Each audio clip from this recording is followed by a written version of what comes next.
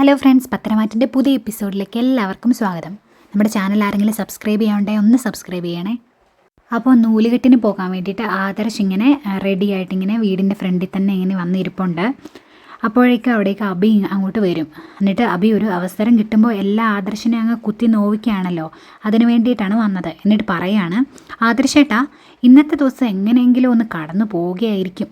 പക്ഷേ ഞാൻ നവ്യയും മോനെയും കൂട്ടി ഇങ്ങോട്ട് വരുന്ന ദിവസം അവരെല്ലാവരും വീട്ടിലോട്ട് വരും. അന്നേരം ഈ സംഭവം എല്ലാവരും അറിയത്തില്ലേ? അന്നേരം എന്തു പറയുന്നതാണ് ഞാൻ ഓർക്കുന്നത് എന്നൊക്കെ ഇങ്ങനെ അബി പറയുവാണ്. അന്നേരം ആദർശ് ചോദിക്കുന്നുണ്ട്, അവരുടെ മകൾ എല്ലാ കാര്യങ്ങളും അറിഞ്ഞു, അവൾക്ക് പ്രശ്നമൊന്നുമില്ല, പിന്നിപ്പോൾ അവരറിഞ്ഞ എനിക്ക് കുഴപ്പമൊന്നുമില്ല, ഞാൻ തെറ്റൊന്നും ചെയ്തിട്ടില്ല എന്നിങ്ങനെ പറയുവാണ്. അപ്പോഴേക്ക് ആനി അങ്ങോട്ട് വരും. അപ്പോൾ ആനി ചോദിക്കും, ആദർശേട്ടൻ എന്തിനാ ഇടയ്ക്കിടയ്ക്ക് ഇത് വിളിച്ച് പറയുന്നത്? ആദർശേട്ടൻ തെറ്റ് ചെയ്തിട്ടില്ല എന്നുള്ള കാര്യം ആദർശേട്ടൻ അറിയാമല്ലോ. ഇത് മൊത്തം ഒപ്പിച്ചു വെച്ചത് ദേ ഇവനാണോ എന്ന് എനിക്ക് സംശയം എന്ന് പറയുമ്പോഴേക്കും അബി ദേ അനാവശ്യം പറഞ്ഞുണ്ടല്ലോ, അടിച്ചതിൻ്റെ കരണം പൊളിക്കും എന്ന് പറയുമ്പോഴേക്കും അനി പറയുന്നുണ്ട്, നീ എൻ്റെ ഒരു കരണത്തടിച്ചിട്ടുണ്ടെങ്കിൽ നിൻ്റെ 2 കരണത്തും അടിക്കും എന്ന് പറയുമ്പോൾ എന്നാൽ അടിക്കടാ എന്ന് പറയും. അബി നീ നിനക്ക് ധൈര്യം ഉണ്ടെങ്കിൽ നീ ആദ്യം അടിക്ക്, എന്നിട്ട് ഞാൻ പറയാമെന്ന് അനിയും പറയുന്നുണ്ട്. അന്നേരം ഇത് കേട്ടുകൊണ്ട് നിൽക്കുന്ന ആദർശ് പറയുന്നുണ്ട്, ഒന്ന് നിർത്താവോ, നിങ്ങൾ എന്തിനാ എൻ്റെ പേരിൽ കിടന്ന് ഇങ്ങനെ ബഹളം വെക്കുന്നത് എന്ന് ചോദിക്കും. അന്നേരം അബിയാണെങ്കിൽ പറയുന്നുണ്ട്, ഇവൻ ഏട്ടനെ ബ്ലാക്ക് മെയിൽ ചെയ്യാൻ തുടങ്ങിയിട്ട് കുറച്ച് കാലമായല്ലോ, അതിനൊന്നും നിന്ന് കൊടുക്കരുതായിരുന്നു. എന്തെങ്കിലുമൊക്കെ സംഭവിക്കട്ടെ എന്ന് കരുതി നീ പറയുകയാണെങ്കിൽ പറയടാ എന്ന് എല്ലാം ഇവനോട് പറയണമായിരുന്നു. അവൻ എല്ലാവരോടും പറയട്ടെ എന്ന് ചോദിക്കുന്നുണ്ടായിരുന്നു, ഇങ്ങനെ നിന്ന് കൊടുക്കരുതായിരുന്നു എന്നൊക്കെയാണ് പറയുന്നത്. അന്നേരം അബി പറയുന്നുണ്ട്, ഞാൻ ഒരു കാര്യവും വിളിച്ചു പറഞ്ഞിട്ടൊന്നുമില്ല, പറഞ്ഞത് ആദർശിൻ്റെ ഭാര്യ തന്നെയാണ്. ഏട്ടത്തി ഇതെല്ലാം വിളിച്ചു പറഞ്ഞപ്പോഴാണ് എല്ലാവരും അറിഞ്ഞത്, ഞാൻ പറയാൻ ഉദ്ദേശിച്ചിട്ടില്ലായിരുന്നു എന്ന് പറയും. അന്നേരം അനി പറയുന്നുണ്ട്, ഉദ്ദേശിച്ചിട്ടില്ല എങ്കിലല്ലേ ഏട്ടനെ ബ്ലാക്ക് മെയിൽ ചെയ്യാൻ പറ്റത്തുള്ളൂ, ഇപ്പോൾ ആ അവസരം അങ്ങ് പോയല്ലോ എന്ന് പറയും. അന്നേരം അബി പറയുന്നുണ്ട്, ഇപ്പോഴും ചന്തമോളിലെ ബന്ധുക്കളൊന്നും ഇങ്ങോട്ട് കയറി വന്നിട്ടില്ല, അവരെല്ലാം ഇങ്ങോട്ട് കയറി വന്നിട്ടുണ്ടെങ്കിൽ നാട് മൊത്തം ഈ കാര്യം അങ്ങോട്ട് അറിയും, പിന്നെ നാണക്കേടാകും എന്നൊക്കെ ഇങ്ങനെ പറയുമ്പോൾ അനി പറയുന്നുണ്ട്, ഇനിയിപ്പോൾ ബന്ധുക്കൾ വന്നിട്ടില്ല, നാട്ടുകാർ അറിഞ്ഞിട്ടുണ്ടെങ്കിൽ ഒരു കാര്യം ചെയ്യാം, നീ ഒരു മൈക്ക് എടുത്ത് നാട് മൊത്തം നടന്ന് വിളിച്ചങ്ങ് പറ എന്ന് അനി പറയും. അന്നേരം അബി പറയുന്നുണ്ട്, ഇനിയിപ്പോൾ അങ്ങനെ വിളിച്ച് പറയണമെന്ന് എനിക്ക് തോന്നിയിട്ടുണ്ടെങ്കിൽ ഞാൻ ചെയ്യും, പിന്നെ ഈ ഒരു അവസരത്തിൽ ഞാൻ അത് ചെയ്യുന്നില്ല എന്ന് പറയുമ്പോൾ ആദർശ് പറയുന്നുണ്ട്, അത് നീ പറഞ്ഞാലും പറഞ്ഞില്ലെങ്കിൽ എനിക്കൊരു കാര്യം മനസ്സിലായി, നിൻ്റെ കയ്യിൽ എന്നെ താറടിക്കാൻ ഒരു കാര്യം കിട്ടിയിട്ടുണ്ടെങ്കിൽ അത് മാക്സിമം നീ വിനിയോഗിക്കുമെന്ന് എനിക്ക് ഇപ്പോൾ മനസ്സിലായി എന്ന് പറയുക. നേരെ അബി പറയുന്നുണ്ട്, ഞാനൊന്നും ചെയ്തിട്ടില്ല, ഇതൊക്കെ ചെയ്തു വെച്ചിരിക്കുന്നത് ആദർശിൻ്റെ ഭാര്യ തന്നെയാണ്, ഞാൻ ആരോടും പറഞ്ഞിട്ടില്ലായിരുന്നു എന്നൊക്കെ പറഞ്ഞിട്ടങ്ങ് അകത്തോട്ട് കയറി പോവാട്ടോ. അന്നേരം അനി പറയുന്നുണ്ട്, ഇതൊക്കെ അവൻ്റെ അഭിനയമാണോ എന്ന് എനിക്ക് നല്ല സംശയമുണ്ട്, ചന്തുമോളെ മിക്കവാറും അവൻ്റെ കുഞ്ഞ് തന്നെയായിരിക്കും, കാരണം അവനാണ് പല കുട്ടികളുമായിട്ട് ഇങ്ങനെ കണക്ഷൻ ഉണ്ടായിരിക്കുന്നത് എന്നിങ്ങനെ പറയുക. അന്നേരം ആദർശ് പറയുന്നുണ്ട്, അങ്ങനെ ഒരു കണക്ഷനിൽ ഉണ്ടായതാണ് ഈ കുട്ടിയെങ്കിൽ പിന്നീട് ഇനി അത് തെളിഞ്ഞു കഴിയുമ്പോൾ അവൻ ഈ തറവാട്ടിലുണ്ടാവുകയില്ല എന്ന് ആദർശ് പറയുന്നുണ്ട്. പിന്നെ കാണിക്കുന്നത് നമ്മുടെ നന്ദുവിനെയാണ്. നന്ദു ട്രെയിനിങ്ങിനിടയിൽ നന്ദുവിനിങ്ങനെ ഒരുപാട് കൂടുതൽ കാര്യങ്ങൾ ചെയ്യാൻ കൊടുക്കുന്നുണ്ടല്ലോ, അതുകൊണ്ട് തന്നെ മടുത്ത് വന്നിരിക്കുമ്പോഴാണ് അനിയുടെ കോൾ വരുന്നത്. ആ ഫോൺ എടുത്തിങ്ങനെ അതിലേക്ക് ഇങ്ങനെ നോക്കിക്കൊണ്ടിരിക്കുമ്പോഴേക്കും ട്രെയിനർ ഇങ്ങനെ പുറകൂടെ വന്ന് ആ ഫോൺ അങ്ങ് മേടിക്കും. എന്നിട്ട് ഓ അനി ഇതാനോട് ഇന്നിൻ്റെ മറ്റവൻ എന്ന് ചോദിക്കുമ്പോൾ നന്ദു പറയുന്നുണ്ട്, എൻ്റെ മറ്റവനൊന്നുമല്ല, എൻ്റെ ചേച്ചിനെ വിവാഹം കഴിച്ചിരിക്കുന്ന ആളുടെ അനിയനാണ് എന്ന് പറയുമ്പോൾ നിനക്കൊരു ചേച്ചിയല്ലല്ലോ ഉള്ളത്, 2 പേരില്ലേ, 2 പേരും ഒരു വീട്ടിലേക്ക് തന്നെയല്ലേ വിവാഹം കഴിപ്പിച്ചു വിട്ടേക്കുന്നത് എന്നൊക്കെ ഇങ്ങനെ ചോദിക്കുക. അന്നേരം നന്ദുവിന് കാര്യം മനസ്സിലാകും, ഇയാൾക്ക് നന്ദുവിനെക്കുറിച്ചുള്ള അത്യാവശ്യം കാര്യങ്ങളൊക്കെ അറിയാം, ആരൊക്കെ എന്തൊക്കെയോ പറഞ്ഞു കൊടുത്ത് വിട്ടേക്കുക ഇയാളെ എന്നുള്ള കാര്യം നന്ദുവിന് മനസ്സിലാകും. നന്ദു ഇങ്ങനെ അതിനെപ്പറ്റി ഇങ്ങനെ ആലോചിക്കുമ്പോഴേക്കും അയാൾ നന്ദുവിനോട് പറയാണ്, നിൻ്റെ മനസ്സിലേക്ക് അങ്ങോട്ട് പോകുന്നത് എന്താണെന്ന് എനിക്കറിയാം, നിന്നെക്കുറിച്ചുള്ള കാര്യങ്ങളൊക്കെ എനിക്കറിയാമല്ലോ എന്നല്ലേ നീ ചിന്തിക്കുന്നത്, നിന്നെ പരിചയമുള്ള ആൾക്കാരെ എനിക്കറിയാം എന്നങ്ങ് കൂട്ടിക്കോ എന്ന് പറയുമ്പോൾ നന്ദു പറയുന്നുണ്ട്, അതെനിക്ക് സാറിൻ്റെ പെരുമാറ്റത്തിൽ നിന്ന് തന്നെ മനസ്സിലായി, എന്തിനാ സാറേ എന്നെ ഇങ്ങനെ കരുതിക്കൂട്ടി ഇങ്ങനെ ബുദ്ധിമുട്ടിക്കുന്നത് എന്ന് ചോദിക്കുമ്പോൾ, നിന്നെ ഞാൻ ബുദ്ധിമുട്ടിച്ചില്ലല്ലോ, ട്രെയിനിങ് അത് നല്ല രീതിയിൽ തന്നെ ഞാൻ തരും, അത് വിജയിച്ചിട്ടുണ്ടെങ്കിൽ നിനക്ക് SI ഇങ്ങനെ ആകാമല്ലോ എന്നിങ്ങനെ പറയുക. അന്നേരം നന്ദു തിരിച്ചു ചോദിക്കും, അപ്പോൾ ഞാനിവിടെ ട്രെയിനിങ് പൂർത്തിയാക്കില്ല, വിജയിക്കില്ല എന്നാണ് സാർ ഉദ്ദേശിക്കുന്നത് എന്ന് ചോദിക്കുമ്പോൾ അതൊക്കെ ഓരോരുത്തരുടെ കഴിവ് പോലെയല്ലേ, നമുക്ക് നോക്കാം എന്ന് പറയും. എന്നിട്ട് പറയുന്നുണ്ട്, ഇവിടെ ട്രെയിനിങ് സമയത്ത് ഫോൺ ഉപയോഗിച്ചതിന് നിനക്കൊരു ശിക്ഷയാണ് ഞാൻ തരാൻ പോകുന്നത്, കയ്യിൽ ഒരു ബാസ്ക്കറ്റ് ബോൾ ഉണ്ടെന്ന് കരുതി അതിങ്ങനെ തട്ടി ഇങ്ങനെ കൊണ്ടുപോയി അത് ബാസ്ക്കറ്റിലിടുന്ന പോലെ ഇങ്ങനെ കാണിക്കാൻ പറയും. അന്നേരം നന്ദു പറയുന്നുണ്ട്, അതൊന്നും എനിക്കറിയത്തില്ല സാർ എന്ന് പറയുമ്പോൾ, പോലീസായിട്ടുണ്ടെങ്കിൽ അറിയത്തില്ലാത്ത പല കാര്യങ്ങളും ചെയ്യേണ്ടി വരും, അതുകൊണ്ട് നീ പോയി ചെയ്യാൻ നോക്കുമെന്ന് പറയും. വേറെ നിവൃത്തിയില്ലാതെ എന്തോ അതങ്ങ് ചെയ്യുക കേട്ടോ. അങ്ങനെ കൊണ്ട് ബാസ്ക്കറ്റിലിടുന്ന പോലെ കാണിച്ചിട്ട് അവിടെ കൂട്ടുകാരോട് പറയുന്നുണ്ട്, ഞാനിവിടെ ട്രെയിനിങ് പൂർത്തിയാക്കിയാൽ ഇല്ലെങ്കിലും ഇയാളുടെ ഈ സൂക്കേട് ഞാൻ പൊളിച്ചെടുക്കും, എന്നിട്ട് ഞാൻ ഇവിടുന്ന് പോകുള്ളൂ എന്ന് നന്ദു പറയുന്നുണ്ട്. അന്നേരം അവിടുന്ന് വിളിച്ചു ചോദിക്കും, എന്താ അവിടെ എന്ന് ചോദിക്കും. അന്നേരം ഒന്നുമില്ല സാർ എന്ന് പറഞ്ഞാൽ പിന്നെയും നന്ദു ഇങ്ങനെ ചെയ്യുകയാണ് കേട്ടോ. അന്നേരം ഇതെല്ലാം ഇങ്ങനെ വീഡിയോ എടുക്കുന്നുണ്ടായിരുന്നു കേട്ടോ അങ്ങേര്. അങ്ങനെ വീഡിയോ എടുത്തുകൊണ്ടിരിക്കുന്നുണ്ട്. പിന്നീട് അനാമികയും ജാനകിയും ഒക്കെയാണ് കാണിക്കുന്നത്. ജാനകിയും ജലജയൊക്കെ ഇങ്ങനെ അനാമികയുടെ അടുത്ത് വന്നിട്ട് ചോദിക്കുകയാണ്, മോള് നൂലേട്ടിന് വരുന്നില്ലേ? ഇന്നിപ്പോൾ അവിടെ നന്ദു ഇല്ലല്ലോ, അതുകൊണ്ട് മോൾക്ക് വേണമെങ്കിൽ വരാമല്ലോ എന്ന് പറയുമ്പോൾ അനാമിക പറയുന്നുണ്ട്, ഇല്ല ഞാൻ അങ്ങോട്ട് വരുന്നില്ല. അങ്ങോട്ട് വന്നിട്ടുണ്ടെങ്കിൽ അവളെക്കുറിച്ച് ആരെങ്കിലും ഇങ്ങനെ പറയും, അത് കേൾക്കുന്നത് എനിക്ക് ദേഷ്യം വരും. ഈ കാര്യങ്ങളൊക്കെ കേൾക്കുന്നത് അമ്മയുടെ മോൻ അത്ര സുഖമുള്ള കാര്യമാണ്, എനിക്കങ്ങനെയല്ല. അതുകൊണ്ട് അങ്ങോട്ട് വരാൻ എനിക്ക് താല്പര്യമില്ല. അവൻ ഞാൻ അടുത്തിരുന്നാൽ തിരിഞ്ഞു നോക്കിയില്ല, പക്ഷേ അവളെപ്പറ്റി എന്തെങ്കിലും പറഞ്ഞാൽ അവന് ഭയങ്കര സന്തോഷമായിരിക്കും എന്ന് പറയും. അന്നേരം ജാനകി പറയുന്നുണ്ട്, അവിടെ വെച്ച് അങ്ങനെ എന്തെങ്കിലും സംഭവിച്ചിട്ടുണ്ടെങ്കിൽ അതിന് മറുപടി ഞാൻ പറയാം, എനിക്കറിയാം.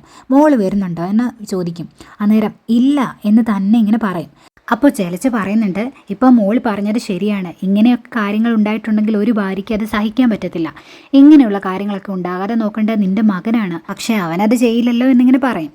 അന്നേരം ജാനകി പറയും, നീയല്ലേ മോളെ നൂലേട്ടനെ വിളിക്കണേ എന്ന് പറഞ്ഞ്, എന്നിട്ടിപ്പോൾ നീ മറുകണ്ഠം ചാടുവാണോ എന്ന് ചോദിക്കുമ്പോൾ, ആ വരണമെന്ന് എനിക്ക് ആഗ്രഹമുണ്ടായിരുന്നു, പക്ഷേ മോള് പറഞ്ഞപ്പോഴാണ് എനിക്ക് കാര്യങ്ങൾ മനസ്സിലായത് എന്ന് പറയും. അന്നേരം ജാനകി പറയുന്നുണ്ട്, മോൾക്ക് ഇഷ്ടമില്ലെങ്കിൽ വരണ്ട, പക്ഷേ മുത്തശ്ശിയും മുത്തശ്ശനും വന്ന് ചോദിക്കുമ്പോൾ മറുപടി പറഞ്ഞേക്കണം എന്ന് പറയും. അന്നേരം അനാമിക പറയുന്നുണ്ട്, എന്നോട് മുത്തശ്ശി വന്ന് ചോദിച്ചായിരുന്നു, ഞാൻ പറയാനുള്ള മറുപടിയും പറഞ്ഞു. ഇഷ്ടമില്ലെങ്കിൽ പോകണ്ട എന്ന് എന്നോട് പറഞ്ഞിട്ടുണ്ടെന്ന് പറയുമ്പോൾ എങ്കിൽ കുഴപ്പമില്ല എന്ന് പറഞ്ഞിട്ട് അവരങ്ങോട്ട് പോവാട്ടോ.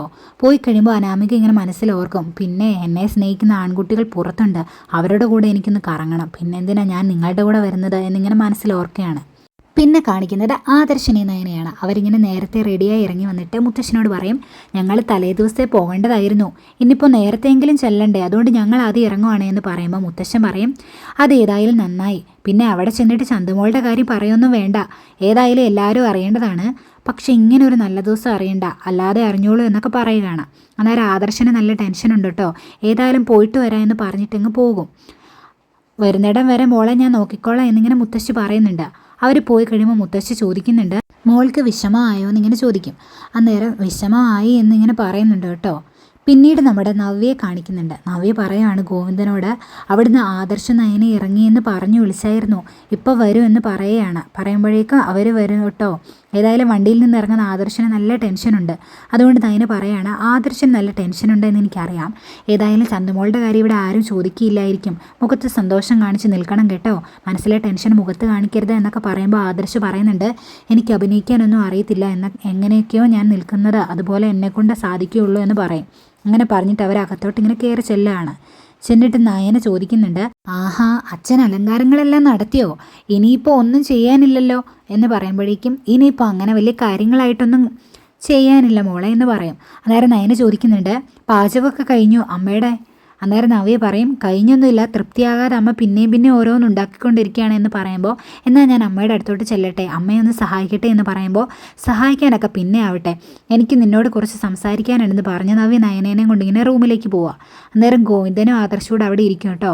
അന്നേരം ഗോവിന്ദൻ ചോദിക്കുന്നുണ്ട്, മോൻ എന്തെങ്കിലും ടെൻഷനുണ്ടോ, മോൻ എന്തോ ഒരു ടെൻഷനുണ്ട് എന്ന് ആകെ സങ്കടത്തിലാണ് എന്നൊക്കെ ഇങ്ങനെ അബി എന്നോട് പറഞ്ഞു, അതുകൊണ്ട് ചോദിച്ചത്, ബിസിനസ്സിൽ എന്തെങ്കിലും പ്രശ്നമുണ്ടോ എന്നിങ്ങനെ ചോദിക്കും.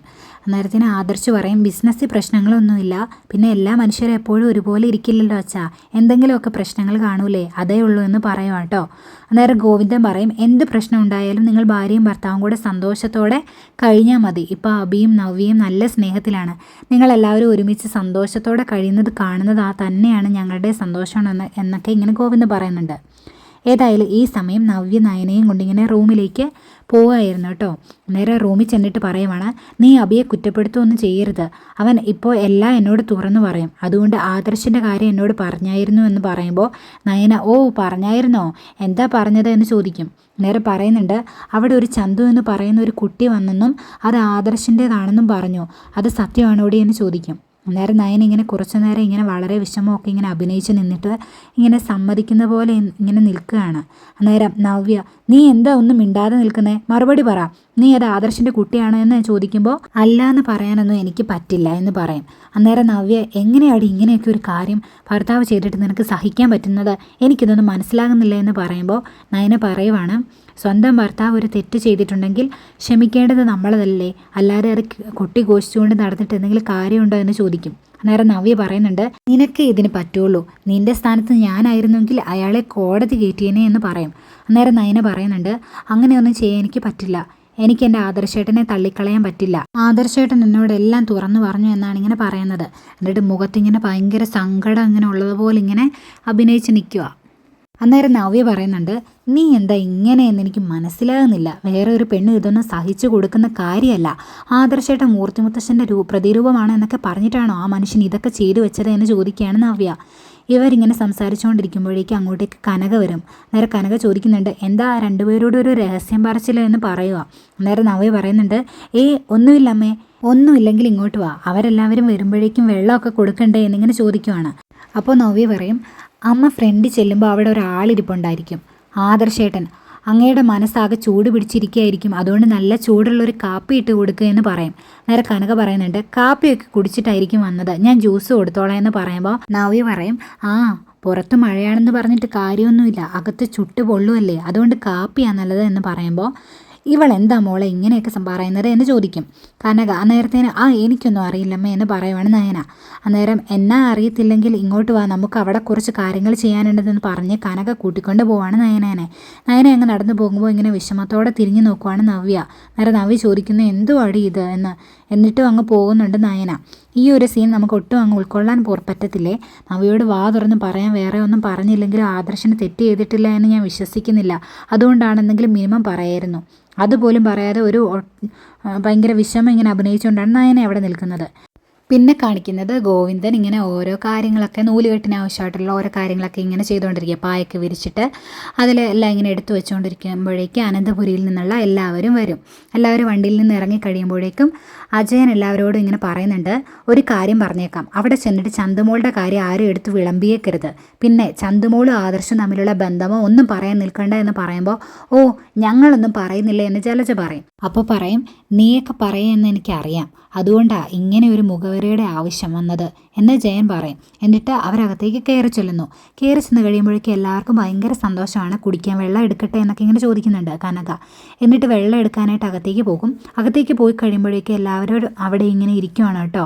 അവിടെ നിൽക്കാനൊരു ബുദ്ധിമുട്ട് ആദർശന്. എന്നിട്ട് ഞാനിപ്പോൾ വരാമെന്ന് പറഞ്ഞ് ആദർശ് പുറത്തേക്ക് പോകുമ്പോഴേക്കും ജാനകി പറയും, ആദർശന് എന്തൊക്കെയോ ടെൻഷനുണ്ട്, ബിസിനസ്സിൻ്റെയൊക്കെ ആണെന്ന് തോന്നുന്നു, അവൻ്റെ തലയിലാണല്ലോ എല്ലാം, ഇനിയിപ്പോൾ കുറച്ച് ബിസിനസ്സൊക്കെ നിങ്ങൾ രണ്ടുപേരും കൂടി നോക്കണം കേട്ടോ എന്നിങ്ങനെ അജയനോടുമായിട്ട് ഇങ്ങനെ പറയുവാണ് ജാനകി.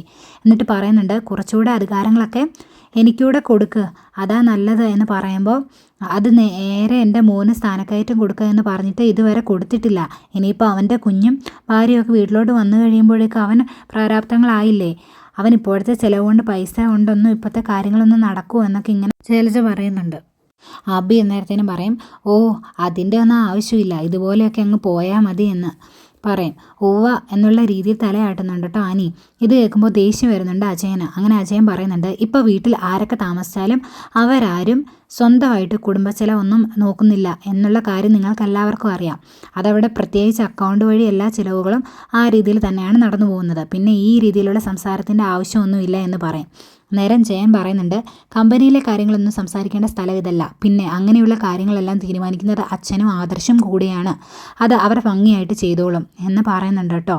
അന്നേരം അത് ഇഷ്ടപ്പെടാതെ ഇങ്ങനെ ജലജ പറയുകയാണ്, എൻ്റെ മകൻ എന്തെങ്കിലും തെറ്റ് ചെയ്തിട്ടുണ്ടെങ്കിൽ അവനെ ശിക്ഷിക്കാനും അടിച്ചമർത്താനും ഒക്കെ ഇവിടെ എല്ലാവർക്കും നല്ല കഴിവാണ്, പക്ഷെ അങ്ങനെയൊക്കെ ചെയ്യുകയും പ്രവർത്തിക്കുകയും ചെയ്ത ഒരുത്തനാണ് ഇവിടെ നിന്ന് എന്താണ്ടേ പുറത്തേക്ക് ഇപ്പോൾ ഇറങ്ങിപ്പോയത് എന്ന് പറയും. അന്നേരം ദേഷ്യം വരികയാണ് നമ്മുടെ ദേവയാനിക്ക്. ദേവയാനി പറയാണ്, ഇപ്പോൾ നീ ഇങ്ങോട്ട് വന്നത് നിൻ്റെ മകൻ്റെ കൊച്ചിൻ്റെ നൂലുകെട്ടിനല്ലേ, അത് ഭംഗിയായിട്ട് നടത്താൻ നോക്കാം, അല്ലാതെ ആവശ്യമില്ലാത്ത കാര്യങ്ങളെക്കുറിച്ച് ഇങ്ങനെ സംസാരിക്കേണ്ട എന്നിങ്ങനെ പറയുമ്പോൾ ഇത്തിരി ദേഷ്യം വന്ന് നിൽക്കുന്ന ജലജയെ കാണിച്ചുകൊണ്ടാണ് ഇന്നത്തെ എപ്പിസോഡ് വൈൻഡപ്പ് ചെയ്യുന്നത്. അപ്പോൾ ഈ ചാനൽ ഇഷ്ടപ്പെട്ടാൽ ഒന്ന് ലൈക്ക് ചെയ്യുകയും ഷെയർ ചെയ്യുകയും സബ്സ്ക്രൈബ് ചെയ്യുകയും ചെയ്യണേ. അപ്പോൾ ഓക്കെ, ബൈ ബൈ.